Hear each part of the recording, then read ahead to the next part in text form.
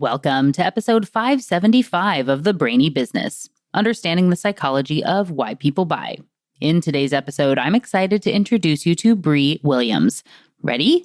Let's get started. You are listening to the Brainy Business Podcast, where we dig into the psychology of why people buy and help you incorporate behavioral economics into your business, making it more brain-friendly. Now here's your host, Melina Palmer. Hello, everyone. My name is Melina Palmer, and I want to welcome you to the Brainy Business Podcast. One of the biggest misconceptions about behavioral science is that once you know the principles, the hard part is over. But of course, as with so many things, that's not really how it works. Knowing about framing, scarcity, loss aversion, social proof, and all the rest is helpful, of course. But there's a reason we call those our foundations. The real magic is when you combine the science with some art, that experimentation and testing, and really digging into these concepts in action. So you know when to use what, how ideas fit together, and how to make what you're trying to say or do easier for someone to actually understand and act on. And that's where this stuff can really shine. And that's where so many people get stuck. People tend to want the silver bullet, the one perfect tactic or the simple answer that works every time. I, of course, understand how their wiring will make this the case, so it isn't too much of a surprise. But deciding that this matters enough to put in the effort into creating this sort of behavioral experimentation habit is key if you want to get continued impact from this in your business. Because real behavioral change is not about grabbing a random concept off the shelf and hoping it works. It's about clarity. You need to ask consistent questions. Some of my favorites that I use with my clients are, who are you talking to? What do you want them to do? What are they doing instead? And how do you make your message resonate in a way that feels useful, memorable, and easy to act on? As we dig into applying behavioral economics today, I'm joined by Bri Williams. She's a behavioral strategist, speaker, consultant, and author whose work helps individuals and organizations apply behavioral science in practical, creative, and effective ways. In today's conversation, we talk about her book and the many models, frameworks, and visual tools she's developed over the years to help make behavioral science easier to access and use in the real world. As you listen, consider some of the areas where you would like to have the most impact in your business. Where would it be worth it to start applying behavioral science next? Having that in mind as you hear a bit about the models can help shape your thinking and get you that much closer to application. Really quickly, before we get into the conversation, I want to be sure you know that there are links in the show notes for my top related past episodes and books, ways to get in touch, and more. It's all within the app you're listening to and at thebrainybusiness.com/575. Now let's jump right in. Bri Williams, welcome to the Brainy Business Podcast. Absolute pleasure to be with you, Melina. Yay. We just met in person. I'm sure I mentioned this a little bit in the intro, but so we just met in person in your neck of the woods in Australia when I was down there for an amazing event and had this opportunity to say, like, we have known of each other for a very long time. And I can't believe we hadn't ever actually talked, even in like email or like, LinkedIn chats or whatever, really before this event. So I'm so glad that we now know each other in real life and otherwise. It's been a long time coming. And yes, we have lots to talk about because I think our careers have possibly shared a lot in what we've discovered and what we're putting out into the world. So yeah, I'm really looking forward to what we have to kick around here. Yes. And you have been on my list of I should reach out to her about being on the show forever. I most actively remember, so you spoke at Nudge Stock. Was it in 2021 or 2020? Maybe 20. Look, I think it could have been 2020. It certainly was the first virtual one that they did due to then it was COVID. 2020. Oh, so you were supposed to be. But so how is that then? So if you were supposed to be at the one that would have been like the small thing, and then it's like, just kidding, like 300,000 people are going to watch this. Like, did that end up being like a win or? Sadly, I don't think I was going to be on the main stage. It was more a question of Ogilvy having to go, oh, how are we going to recalibrate in this virtual world? We now have to fill out a program and let's speak to whoever is around in our circle. So And what I loved about that, I had the opportunity because of time zones to pre-record mine. So that actually played into my favor because it meant that I had a 10-minute slot, but I could pre-record and I could edit. I mean, I look back at the presentation now and think how terrible it was in terms of the clumsy edits, but that just is a marker of, I think, progress has been made in the last 6 years. But I think I had some fun with it, and I think that really resonated with people because I was wearing silly hats and, you know, I started the presentation with a bit of a funny device. I won't tell people what it is because hopefully we'll pique their interest. But it really, people seem to really enjoy it. And I love the combination when I'm an audience member, let alone as a presenter, of combining fun or entertainment with the education. I don't think, particularly with a topic like behavioural science, we have to be dry. We don't have to be buttoned down and serious, although the science is serious. How it is used in our lives doesn't have to necessarily be. Yeah. I mean, humans like fun, right? And games and things. I feel like I will always appreciate that. It's like, so Cass Sunstein adding, instead of like just East and saying like we need a feast, like let's have the fun element come into these things, right? Like people like the whimsy and silliness, and it helps us to remember things and to actually be engaged. And there's a lot of boring stuff in the world. Like why should we have to be part of it? Well, my background, actually, I studied accountancy, right? So I have... So talk about boring. No, I'm just kidding. I know we have plenty of accountants that listen to the show. That was the segue because it's I studied psychology and accountancy as a double degree, but certainly accountancy had this reputation of being completely dull, and I'd go to a lot of conferences as an accountant and later as a presenter of behavioural science to accountants. And my frustration is, if you think your topic's boring, guess what? People will find your topic boring, and accounting doesn't have to be boring. No topic has to be boring. And you're absolutely right. First and foremost, people want to be entertained. And particularly these days when it's harder to cut through with our communications, whether we're doing a TikTok or whether we're crafting a marketing campaign or whether we're trying to pitch for new clients or talk to our internal customers, people fundamentally want to be entertained, and we need to keep that in mind. And I actually recently looked up the definition of entertainment because whilst I thought it was about sort of the superficial, keeping people light and entertained in that sense, to entertain, I've forgotten the particulars of the definition, but it was keeping people in the right frame of mind. And I think if we take that as our lesson, it's like to entertain someone is to frame it in a way that emotionally resonates and gets them in the right frame of mind to hear our message. Oh, yeah. Okay.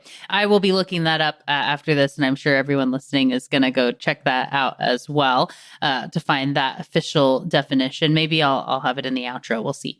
But with that, it's not what you... I think for anyone that doesn't work in that space, it's not the definition we would come up with, but it's such an important one. So many of these, go back and look up the different, like what it actually meant, like the definition of culture. And when you get into like cultivating, and like that has definitely been lost quite a bit when in internal employee culture, it's like a word that just got attached to it at some point and isn't thinking about that nurturing, cultivating in so many places. I think people are trying to bring it back into their spaces, thank goodness. But the idea kind of lost its way for a long time. I love that. Yeah, going back to the derivation of the word. I'd not heard of culture being from cultivate, and it makes so much sense, doesn't it, when we think about it. And sometimes it, when you're trying to brainstorm or come up with a new idea, or if you're feeling a bit flat about a particular topic, as funny as it sounds, going back to those basics, as you've just illustrated can open up a whole array of new meaning and new levers that you can pull. So I think that's a nice little tip. Absolutely. And I think just in the framing piece, I know you love framing too. It's one of my very favorite aspects and concepts from the field. And I tell people, as you're looking to find, when you're thinking about using priming, or you're thinking about how you want to show up and thinking about that experience, that right frame of mind, say you're doing a pitch, whether it's internally or to customer facing stuff, whatever that is, like you think about the word that it might be, and then you go do an image search and see what comes up when you type that thing in. And it might not be what you think it's going to be, right? And so I like to use the example of trust, right? So if you search for trust, like what does trust actually look like? It can be so many different things, right? And so in one case, it's, like a person throwing a kid in the air, and then it's like trust falls, or it's like jumping out of the plane, or it was like ants walking across, like stretching on something, like so many different things. And it's like, yeah, trust can be all those things. But if I don't know what you're thinking about, like, and you don't know how I'm thinking about it, like we have totally different perspectives on what that might mean. And like, if you think that trust is like a fabric, right? So for one person, it might be fuzzy fleece, and the next, because it's like warm and I feel like safe in that. And the next person says it's like lace because you can, like you pull one thread and it comes apart. And someone says it's mesh because you can see through it. And someone else says it's like a wetsuit because I can go to the depths and I have full trust, right? But if you talk in like lace terms to a wetsuit person, it's like not going to match, right? So even defining the words that we think we know, but if I'm going to use that metaphor in some of my internal or external communication, say, for us, it's like, it's this building this trust, and it's like a wetsuit. We can go to the depths together. Like, even if you're naturally a mesh or a fleece person, you get it. And you can be on board with my metaphor, but I had to do the work to understand what I want you to think, and then put that into the way I'm going to talk about it, and have the right visuals and the right lead ups and all of that, like the magic being in the edit of making that happen. So we're all on that same page. Yeah. And I think what you're talking about is such an important technique, because often you would have talked a lot about the difference between say and do. So the intention gap. And that one of the frustrations when we're trying to understand other people, so whether it's our internal or external customers, is we have a bias towards listening. So we want to ask them questions and listen to their answers. And certainly my background in product management, we did this all the time. We did commissioned focus groups and different forms of market research in that way. And we listened to our customers, and what they told us didn't prove to be true.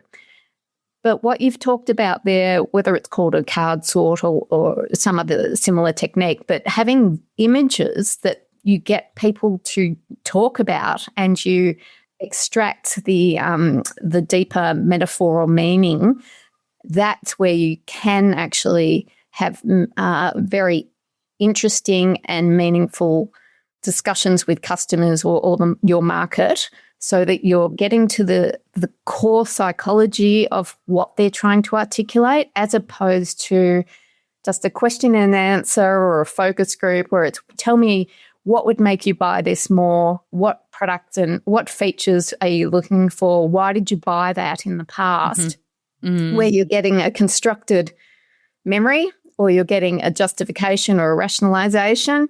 When you're doing things like using visuals to extract meaning, that is very, very rich as a form of understanding other people. Yeah, absolutely. And just knowing that all the why underneath, and how we're thinking, all of those aspects are so important when it comes to applying and thinking about these things. And so knowing the concepts is an important piece of the puzzle, right? But then I've always really loved in the greater behavioral sciences, whether specifically behavioral economics or whatever else, where it's this mix of art and science, right? In the application, it's not just enough to know what scarcity is, right? Or to know that loss aversion exists. But those things can work together, and how might we frame it, and what if we try this, and should we throw in an anchor, and like you start to understand and like, but what are we trying to actually do, and who are we talking to? Like the context makes such an impact there. And in general, people tend to kind of look for the like, but can you just tell me what to do, and where's the, if I pull this lever or I push that button, that it will give me the same result every time. As with most things in life, behavioral science messaging just doesn't really work that way either. Yeah. I find that you've hit upon something really interesting that I've been thinking about a lot lately, which is, and particularly I find it in small business, and I can understand it. People want immediate answers and they want simple answers. And when you, as someone in behavioral science, says, oh, well, it depends, there's a bit of frustration about that.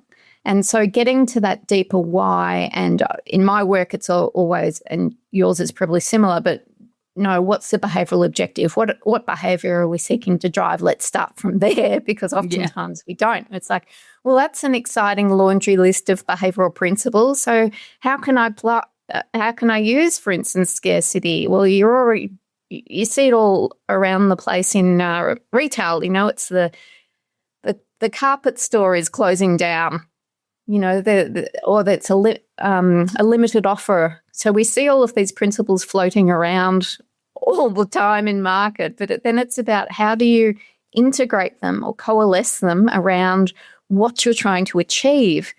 And I know it sounds simple, but oftentimes we skip that very question, which is, what do we actually want them to do? Right. Yes. And, it is a funny, like you said, we do a lot of similar work with clients and things. And it's when I say, but like, so who are you talking to? What do you want them to do? Let's start there. Right. And it seems like surface level, you're like, oh, we know that, this is silly. And then it's like, so write it down. Be like, no, I don't want to. I don't want to write it down. Yeah. But then we can dig in, and there's a lot of value that comes when you do identify those and get specific. And so what I think is so interesting is so often, whether it's organizations or consultants, whatever aspect, you try to come up with like your framework, the one thing, like, COM-B or EAST, and that it's like we can always use this thing. And like I have it's not about the cookie framework, what have you, like stuff that you can do, that you can look to, like the one thing that gets to be something that you can use more often than not. And we don't try to have so many things. You have a main one, and then went like gangbusters on it's like Bri's, 705 frameworks. No, not quite. But share a little bit about, I was impressed beyond words and fascinated, and all the like naming all of them and making, I think most of us come up with a few, because like, my goodness, like how long it would take to make, 50 as you have. And so, first, giant kudos. And then can you share a little bit about why you felt the need to do more than, 1 or 3 or 5 or whatever? I'm going to take you way behind the scenes of the book, Melina, because how it started, I don't know if you've seen it, but there's a book in the market called, it's Decision Strategy. Now I've forgotten the title, but I picked it up in an airport, and it was, let's say, 50, if there were that many models using, for instance, the SWOT analysis or Porter's 5 forces. So it was from, all of these models across all of these different authors, and it was a repository of those, and it became a bestseller. And I was looking at it and going, this seems to me pretty perfunctory. I've seen a lot of these models, and I'm surprised that just having them in one book has made it an international bestseller. But I was looking at it and thinking, there's something obviously that resonates with people about this. What would it look like if I did the same for behavioral science? Because I had probably, I don't know, half a dozen models, that I had developed through my public speaking, through my client work and what have you, mainly as a way to understand myself, behavioral science, and how I can articulate it to others. And so I set myself a task of writing the book, and I didn't necessarily have 50 in mind, but the closer I got to 50, it just became a number. It became an anchor point. It's like, oh, well, that would be a nice marketing angle to have 50 models. So I would say if you pressed me, some of them aren't models, they're more philosophies. So one of them is, for instance, carry your customers' bags, or the porter principle, I call it. But for instance, with your clients, carry their bags for them. That's a way of saying the harder you make it for them to work with you, the less likely they're going to be to work with you. So how can you make their load lighter by carrying their bags? Now, what do I mean by that? Well, it's making sure that you're providing them the information they need rather than them having to ask you. So when, whether it's a procurement process and you have to provide supplier information, or whether it's sound bites that they can use with their stakeholders to make sure that people are buying into the program that you're trying to sell, or whether it's pre-recording a little welcome video so that their stakeholders, again, can see what you're all about. It's trying to anticipate their needs and carry their bags. So not all of the models are, I guess, quadrants or triangles or those sorts of more sophisticated models. Some of them are principles. But that's really where I was going. I don't use all of them in my work. A lot of them have come through my writing. And so, but just because I don't use them doesn't mean that they won't have use for someone coming at behavioural science from a different perspective. I mean, I've been doing this since 2011, so I've more experience than someone necessarily that might pick up the book and go, I just want an understanding of how I might think about this problem. And there's a thought starter in there for them. And the other thing I wanted to do in the book is make sure that it's sort of just the starter. So there are only two, each model only has, 2 or 3 or 4 pages. It's very, very short and sweet, because I just wanted people to dive in and get a feel for it and then be able to use it in their work. Right. Well, and where a full, tell the background and all the definitions of the whole world for each of 50 would be quite a different book indeed. And so that scannable aspect of it, I can see it, I get how I might use it, I understand a quick application of what that might be and a couple of things to keep in mind, and then I can check out the next one. And it's got a good flippability to it, and even hey, I'm actually more interested in customer stuff versus internal stuff. So, I mean, the choice architecture aspect of that, of how to sort these, 50 items as you put them together into groupings. So it's not something if they had been in alphabetical order, that would not be useful to anybody when they don't know, the names and how they come into play. So how did you go about grouping, and sorting those into categories? Did you start with, these are 5 areas that I think most people tend to need and apply? Or as you were making them, it's these are kind of fitting together, or how did that come about? Yeah, that was part of the trauma of writing the book, Melina, because it was how am I going to now group these? It was a very organic process, let's say. I didn't necessarily sit down and go, okay, I'm going to have 10 in this category and 2 in another. It was very much about what do I have, what areas have I covered, and what do I think would have application. So yes, there's internal communications, because most people will be interested in that. There's external customer focus. There's influencing behavior more generally. Because as you know, with the work that we do, the tricky thing is that everything is about behavior change. So all roads lead back to how are you going to influence behavior to be different than how it is at the moment. And that can be through communications, or it could be environmental design, but everything leads back to the same point, which is why then trying to subcategorize makes it it did become quite a tricky process, but there's a lot of cross-references between the categories because it's like, well, you might be thinking about your internal customer for this scenario, but guess what? You could apply it in a different context. But I'm making it sound trickier than it is. Really, it's all my thinking around influence and a way that I hope a reader can access that.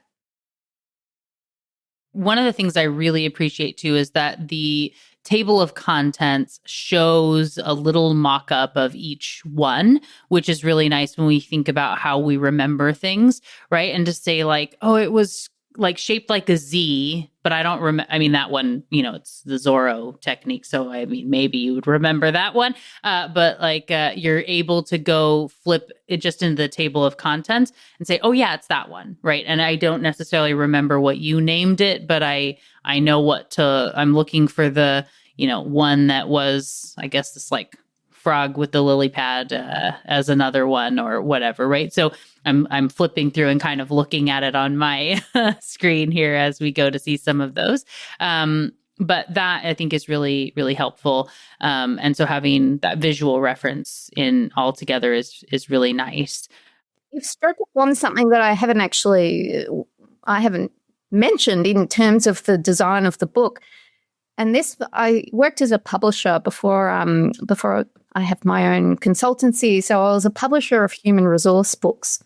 And we had a very strong accounting market, and we had a less strong human resources market.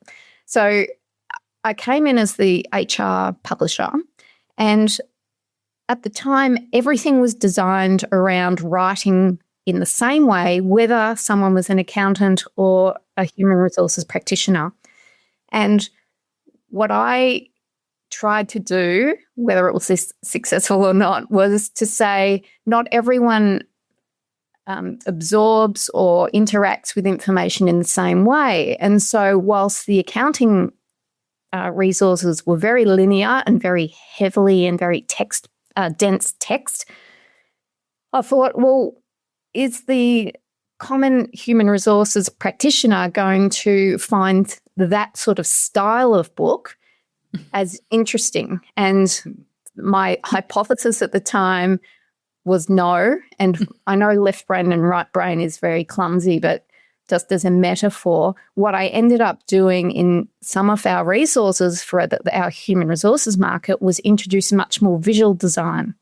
And so using metaphor within the texts, I had this almost a little poster that people would pull out of the book, and it was a bridge with a river under it, and it sort of described the human resources book in terms of this metaphor, so that visual learners or people that tended to process information in that way were going to be more likely to access this particular book over a different one that a competitor might have, which looked like an accounting book.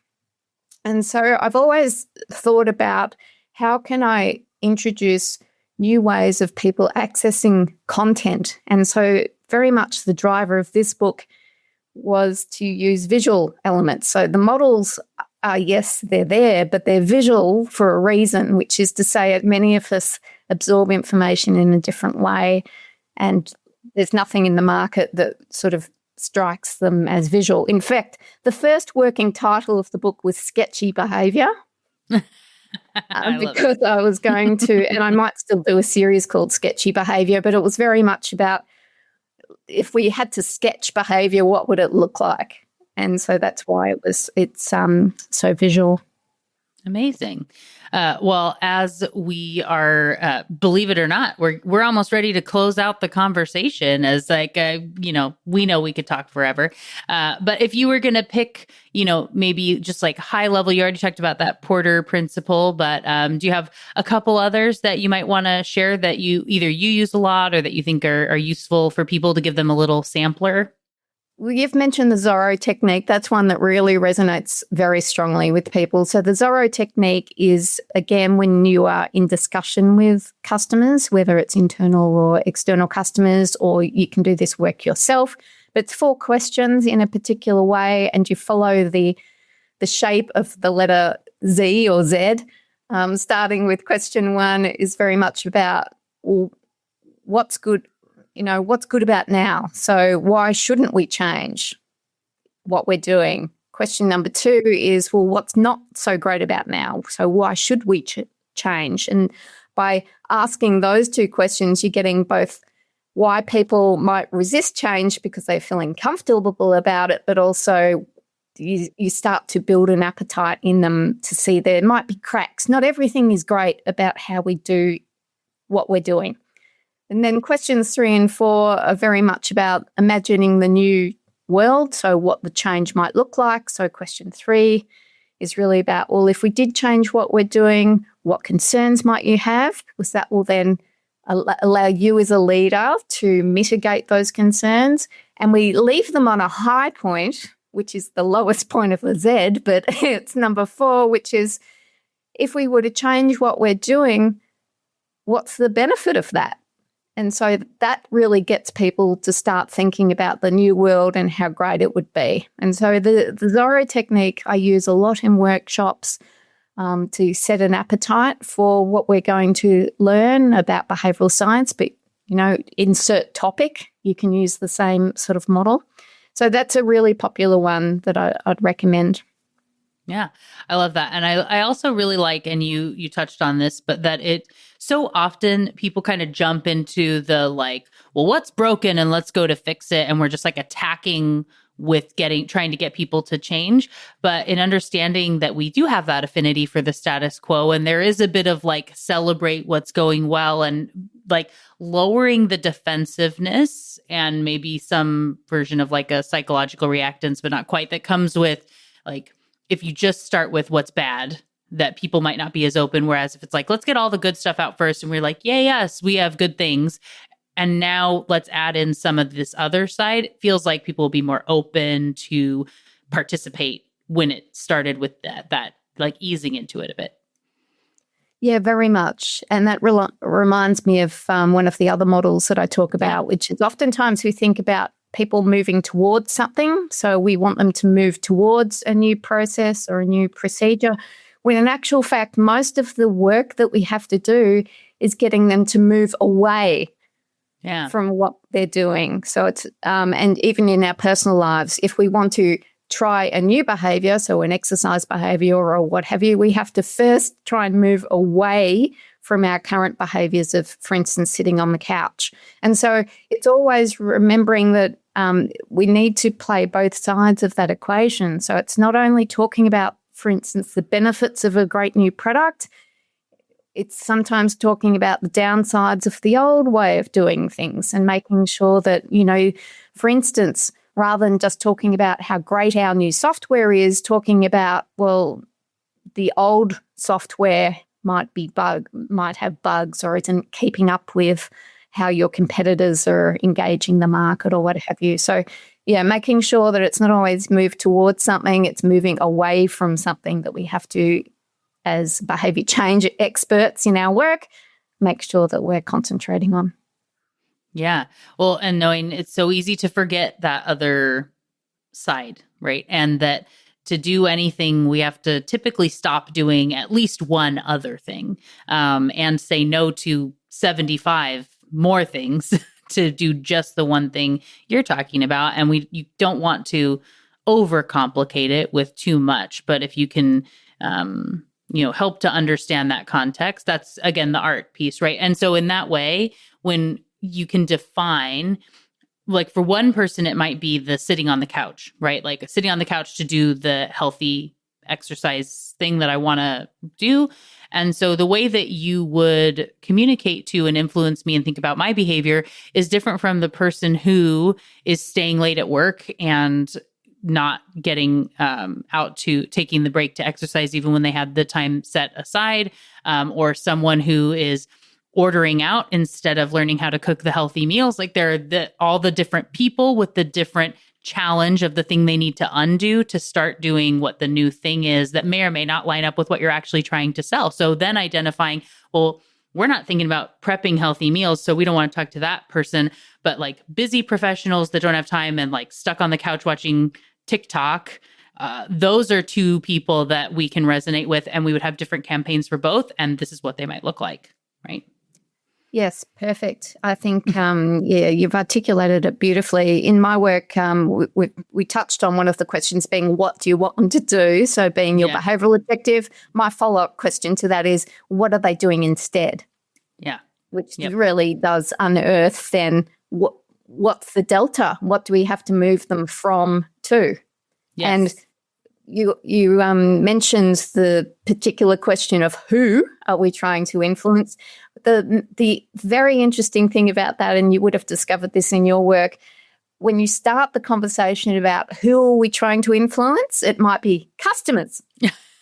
It's always. The more you probe about, well, what do you want them to do and what are they doing instead, that's when you say, well, actually, it's not all customers. It's customers who are busy staying late at work and they don't have time to do a particular thing. And so it really, these questions, I know for people listening, the questions will sound simple and the answers to a degree might even be simple, but they're so important in order to get clarity around what then are we going to do in order to shift that behavior. And that's where you get those economies and efficiencies in, for instance, your campaign, because now, guess what? You're not targeting everyone. You're targeting a very select group, and that's where you're really going to get the best bang for your buck in your business with behavior and behavioral science.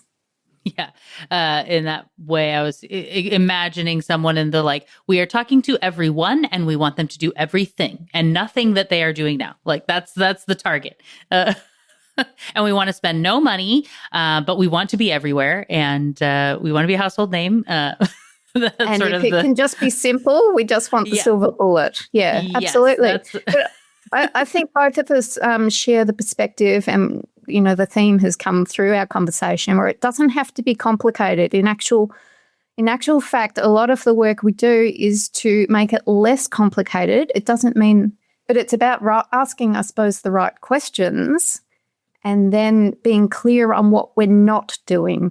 So it's almost that negative space. If you think about an artistic work, we can get very excited about putting the paint on the canvas, but it's the negative space which means that your message really pops. And it's what we don't, for instance, even in an email, it's not only what we write, it's what we don't write, because we don't want to bulk it out. Or in a presentation, and this is one of the things that I find most difficult.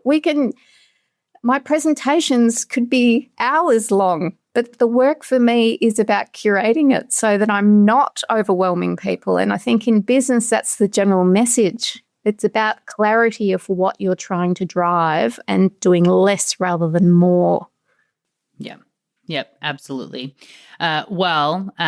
In the spirit of less rather than more, we shall leave it here. But you and I could talk for ages, and we'll have more side conversations later. But for everyone who is so excited now to follow you and learn more and get the book and all the things, we'll, of course, have links in the show notes. But what are the best paths for them to do so?